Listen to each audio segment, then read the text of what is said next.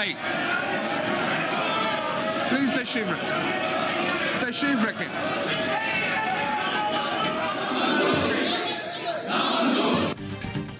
Speaker और deputy speaker के इंतखाब के लिए कौमी असम्बली में वोटिंग जारी।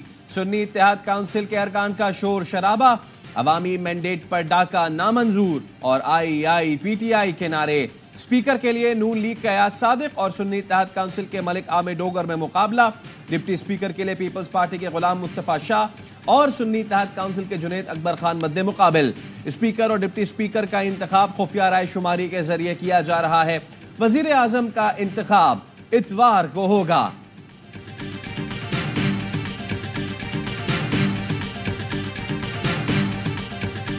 हाउस में इस वक्त स्ट्रेंजर्स इन द हाउस मौजूद है, गलत तरीके से आए हुए, वो इस हाउस के प्रोसीजर का, इस हाउस के स्पीकर के इलेक्शन में वो पार्टिसिपेट नहीं कर सकते। बस करता हूं कि उनको इस हाउस से बाहर निकाला जाए। यहाँ पे हाउस आपका कंप्लीट ही नहीं है, हमारी बाकी खवातीन है वो इस हाउस में है ही नहीं।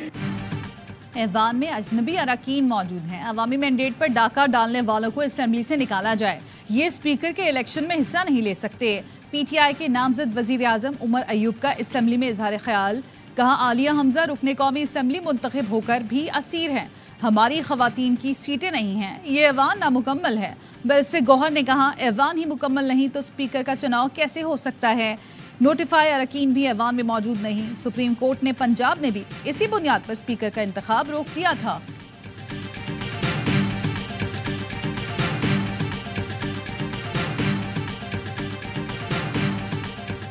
जो ऑनरेबल मेंबर इलेक्शन कमीशन ने नोटिफाइड कर दिए हैं, they are the respectable member of this august house. इस आर्टिकल के तहत, आर्टिकल ऑफ द कॉन्स्टिट्यूशन के तहत आपने हलफ लिया है, उसी आर्टिकल के तहत उन्होंने हलफ लिया है। जिन्हें इलेक्शन कमीशन ने नोटिफाई किया वो ऐवान के मौजूद अरकान हैं। आपको कोई एतराज है तो इलेक्शन कमीशन और अदालत जाएं। स्पीकर राजा परवेज अशरफ ने रूलिंग दे दी। कहा, ऐवान इस हवाले से एहतजाज के लिए मुनासिब फोरम नहीं। कभी ऐसा हुआ कि स्पीकर अरकान के फॉर्म 45 देखना शुरू करें? फॉर्म 45 और 47 देखने के लिए इलेक्शन कमीशन बैठा है।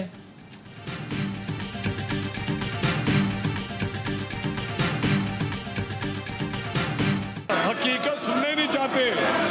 ये अपने मुतल्लक, अपनी पार्टी के मुतल्लक और 2018 की जो पैदावार है उमर अयूब है, इसके चेहरे पे वो लिखा हुआ है ये बहुत बड़ा लोटा है। अयूब खां का पोता, ये कौन सी पार्टी में उमर अयूब नहीं गया। सुन्नी इत्तेहाद काउंसिल ने तो इलेक्शन लड़ाना, फहरिस्त जमा कराई तो नशिस्तें कौन सी। नून लीग के राना तनवीर का सवाल। कहा, 2018 में बदतरीन धांधली का इलेक्शन हुआ, ये उसी इलेक्शन की पैदावार हैं। सुन्नी इत्तेहाद काउंसिल के असद कैसर ने कहा, हालिया इलेक्शन में धड़ल्ले से धांधली हुई, कोई कबूल नहीं कर रहा। वोट चोर और फॉर्म 45 की पैदावार ऐवान में बैठे हैं। ऑपोजिशन के तमाम साथियों को साथ लेकर चलेंगे।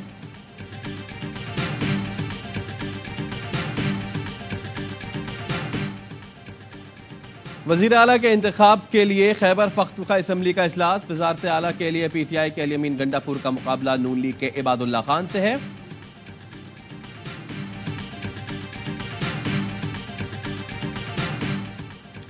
पीपल्स पार्टी ने सरफराज बुगटी को वजीर आला बलोचिस्तान के लिए नामजद कर दिया। जराये का कहना है, आसिफ जरदारी मीर सरफराज बुगटी की बाज़ाब्ता नामजदगी का ऐलान करेंगे।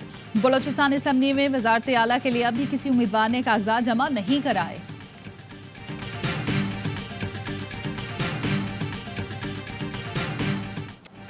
इलेक्शन कमीशन ने सदारती इलेक्शन के लिए शेड्यूल जारी कर दिया। सदारती इलेक्शन के लिए पोलिंग 9 मार्च को होगी। पोलिंग सुबह 10 से शाम 4 बजे तक जारी रहेगी। कागजात नामजदगी 2 मार्च को दोपहर 12 बजे से पहले जमा कराए जा सकेंगे।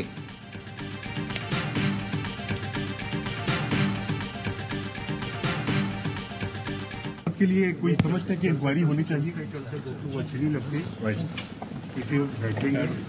बैठ के बात करेंगे ये सब ये मौलाना साहब को अचानक से क्या हुआ कि वो आप लोगों से हाथ जोड़ के चले? कायद मुस्लिम लीग नून नवाज शरीफ की पार्लियामेंट हाउस आमद सेनेटर इसहाक डार ने इस्तकबाल किया। सहाफ़ी ने सवाल किया, मौलाना फजल रहमान के तहफ़्फ़ुज़ात का अजाला कैसे किया जाएगा। नवाज शरीफ का कहना है, इन मामलात पर चलते चलते बात नहीं हो सकती।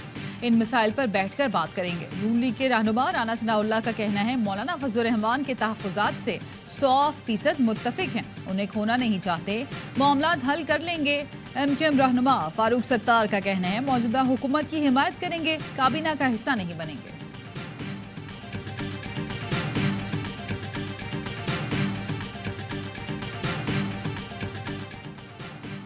PTI के intra party elections, barrister Gohar Pakistan Tehreek Insaf के बिला मुकाबला चेयरमैन और उमर अयूब मरकजी सेक्रेटरी जनरल मुंतखब, यास्मीन राशिद पंजाब की बिला मुकाबला सदर मुंतखब, अल-यमीन गंडापुर खैबर पख्तूनख्वा और हलीम आदिल शेख को सिंध का बिला मुकाबला सदर चुन लिया गया। बलूचिस्तान के सदर के लिए 3 उम्मीदवार मैदान में, पोलिंग 3 मार्च को होगी। PTI इंट्रा पार्टी इलेक्शन मौखर करने के लिए इलेक्शन कमीशन में दरखास्त दायर, चेयरमैनशिप के लिए कागजात नामजदगी मुस्तरद होने पर रुजू किया गया।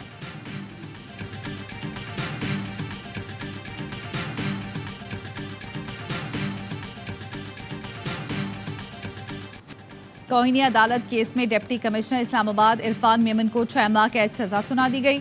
SSP ऑपरेशंस को 4 माह जबकि SHO को 2 माह कैद, दोनों पर 1-1 लाख रुपए जुर्माना।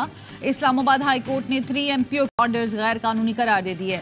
मुख्तसर सजा के बायस अदालत ने सजाएं 30 रोज के लिए मुअत्तल कर दी।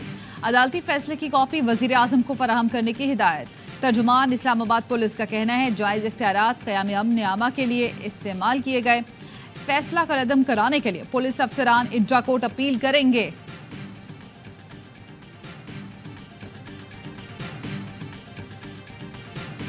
कराची में कहीं हल्की बारिश, कहीं बूंदाबांदी। लांडी, कोरंगी, शाह फैसल कॉलोनी, गुलिस्तान जौहर, कायदाबाद में बारिश। गडाब, सरजानी टाउन, तेसर टाउन में रिमझिम, सदर और अतराफ में बूंदाबांदी। सिंध भर में आज गरज चमक के साथ बारिश का इम्कान। कराची में दोपहर 2 बजे से तेज हवाओं के साथ बादल बरसने की पेश गोई। सिंध में रेन इमरजेंसी नाफिज। इवनिंग शिफ्ट में तमाम निजी और सरकारी तालीमी इदारे बंद रहेंगे। जामिया कराची में आज होने वाले इम्तिहानात मुलतवी।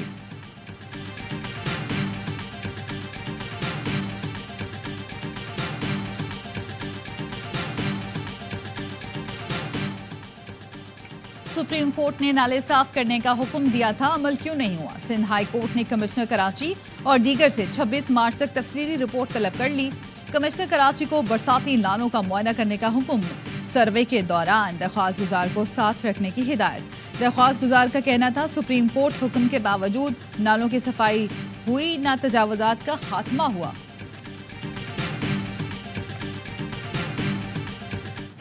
गवादर में वक्फे वक्फे से बारिश, हर तरफ पानी। पाक फौज के मुतासरा इलाकों में इमदादी कार्रवाइयां जारी। पाक बहरिया का भी रिलीफ ऑपरेशन। पाक बहरिया के जवान मुकामी इंतजामिया के हमरा घरों गलियों से पानी निकालने में मसरूफ। बलूचिस्तान के दीगर अजला में भी बारिश का नया स्पेल।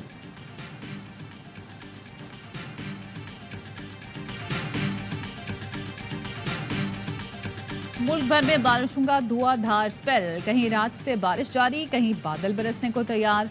इस्लामाबाद, रावलपिंडी, सरगोदा, गुजरावाला, गुजरात, झंग, चनियोट, कसूर, शेखुपुरा, हफ्साबाद, लेह में बारिश से सर्दी में इजाफा। गमालिया में बारिश के बायस घर की छत गिर गई, 3 अफराद जाम भग, 1 जख्मी। करक, कोहाट, स्वात, मोहम्मद में भी वक्फे वक्फे से बारिश। चित्राल, मालम जब्बा, कला, महूडंड समेत बलाई इलाकों में बर्फबारी।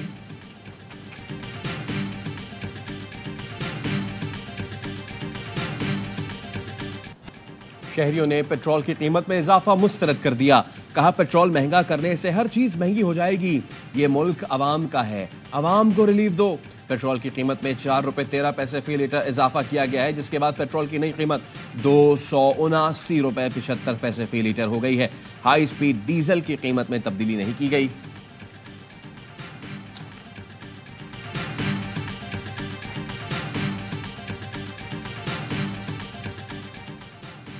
पाक ईरान गैस पाइपलाइन पर अमेरिका का एब्सोल्युटली नॉट। अमेरिका ने पाकिस्तानी हुकाम को खदशात से आगाह कर दिया। मंसूबे के लिए पाकिस्तान ने अमेरिका से ईरान पर पाबंदियों पर छूट मांगी। वाशिंगटन का पाबंदियों पर रियायत देने से इनकार। मंसूबा मुकम्मल करने की पाकिस्तानी डेडलाइन मार्च में खत्म हो रही है। अगर मंसूबे का आगाज न किया तो पाकिस्तान को $18 अरब का जुर्माना अदा करना होगा। ईरान मुआहदे के मुताबिक अपने हिस्से की 700 मील लंबी पाइपलाइन तैयार कर चुका है। अमरीकी तहफ़्फ़ुज़ात के बाद पाकिस्तान ने मंसूबे पर फिर अमल दरामद रोक दिया।